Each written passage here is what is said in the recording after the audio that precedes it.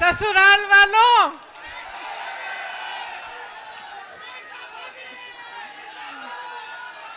यहाँ आकर बहुत खुशी हुई है और आज इस भारत जोड़ो न्याय यात्रा में भाग लेते हुए मुझे बहुत बहुत खुशी हो रही है, खास तौर से क्योंकि आज इस यात्रा में पहली बार मैं अपने ससुराल वालों के साथ आई हूँ।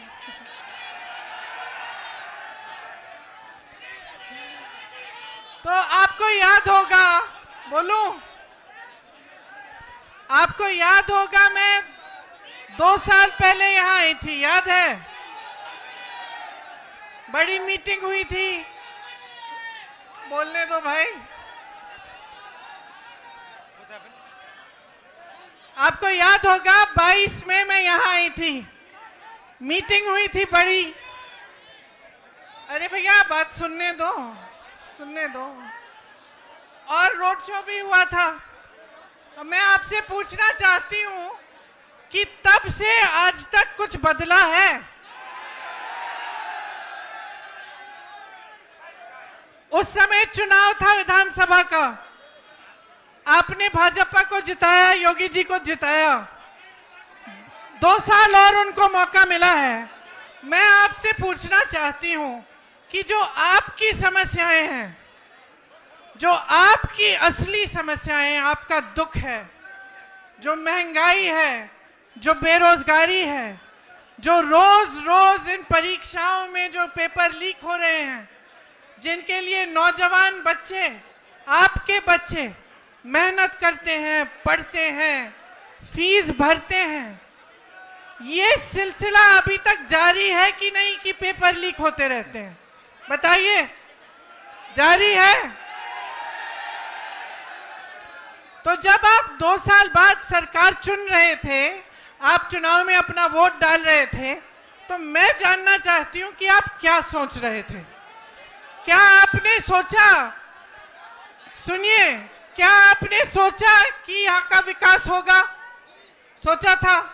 अब यहाँ पे पीतल के कारखाने हैं, बड़े बड़े पीतल के कारोबार हैं, क्या आपकी तरक्की हुई है? हुई है।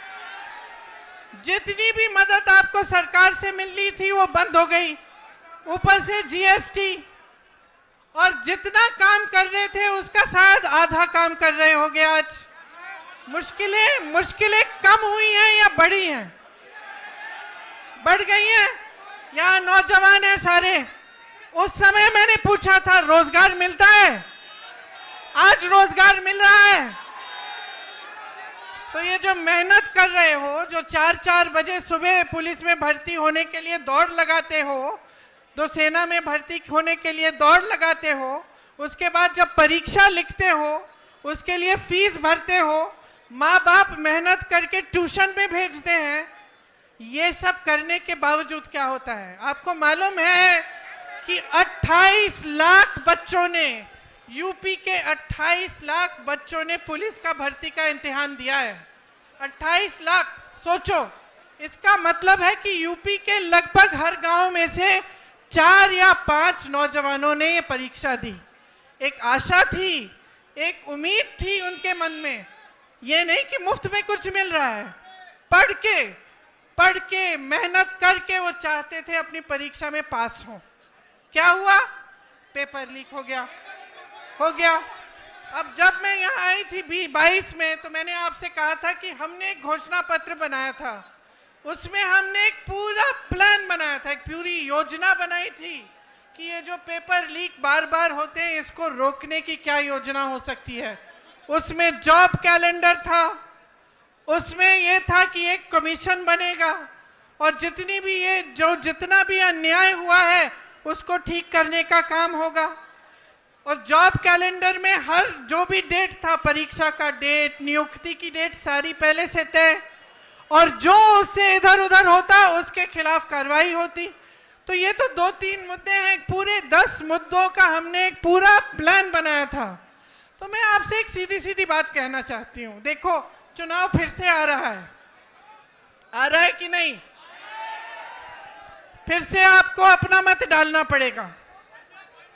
अब आप खुद ही देख रहे हो, बार बार भाजपा की सरकार आ रही है, केंद्र में आ रही है, प्रदेश में आ रही है, आपकी बेरोजगारी बढ़ रही है, आपकी मुश्किलें बढ़ रही हैं। तब किसान आंदोलन कर रहे थे 2 साल पहले, आज किसान आंदोलन कर रहा है। तब सड़क पे बैठे थे ठंड में सर्दी में, आज बैठे हैं। तब उनकी सुनवाई नहीं थी, आज उनकी सुनवाई नहीं है। और इसी तरह से आप सोचिए, जब जब बुलडोजर चलता है इनका, तो किसके घरों पे चलता है? किसके घरों पे चलता है? जोर से बोलो। जिसने 6 किसानों को अपनी जीप के नीचे कुचला, उसके घर पे क्या बुलडोजर चला? जिसने महिलाओं के साथ अत्याचार किया, उसके घर पे बुलडोजर चला? जो ये पेपर लीक के घोटालों से पैसे खाए जा रहा है, उन लोगों के जिन्होंने पैसे खाए हैं, जो बार बार ये घोटाला करते हैं, बार बार लीक कराते हैं, उनके घरों में बुलडोजर चला? नहीं चला ना। सोचिए, ये सब बहुत बड़ी बड़ी बातें हैं दिखावे के लिए।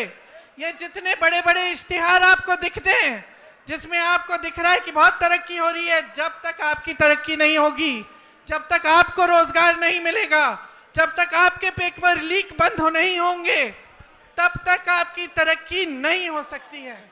जब तक यहाँ की महिलाएं सुरक्षित ना हो, आगे बढ़ नहीं पाए, तब तक आपकी तरक्की नहीं हो रही है। तो मैं सिर्फ आपको, मैंने उस समय भी बोला और अभी भी बोल रही हूं, अपने अनुभव को देखो, अपने अनुभव को देखो कि भाई 5 सालों में, 10 सालों में मिला क्या है? नौकरी मिली, दुकान जाते हो तो सब्जी खरीद पाते हो। आपको मालूम है गन्ने का जो दाम है, जो आपको मिलना चाहिए सरकार से, वो हर साल, पिछले 7 सालों में हर साल सिर्फ मात्र 7 रुपए गन्ने का दाम बढ़ा है कि नहीं?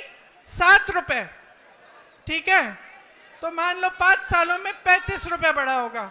और आप जब सब्जी खरीदने जाते हैं तो कितने बढ़ गए दाम? आलू मिलता है, प्याज मिलती है, टमाटर मिलता है।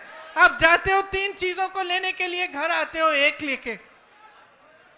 तो भाई देखो, जब तक आपको खुद समझ में नहीं आएगा, जब तक आप अपने अनुभव पर नहीं उतरोगे, तब तक कुछ नहीं बदलने वाला। हम चीखते चिल्लाते जाएंगे, कुछ नहीं बदलेगा। बदलाव तब आएगा जब आप अपनी परिस्थितियों को समझकर अपना वोट डालोगे, जब आप सवाल उठाओगे सरकार से कि मुझे सब्जी क्यों नहीं मिल रही है, इतनी महंगाई क्यों है, मेरा बच्चा पढ़ता है, मेहनत करता है, उसको नौकरी क्यों नहीं मिल रही है। जब तक ये सवाल आप नहीं उठाएंगे, जब तक इन परिस्थितियों को देखते हुए आप अपना वोट नहीं डालेंगे, तब तक आप इसी खाई में डूबे रहोगे।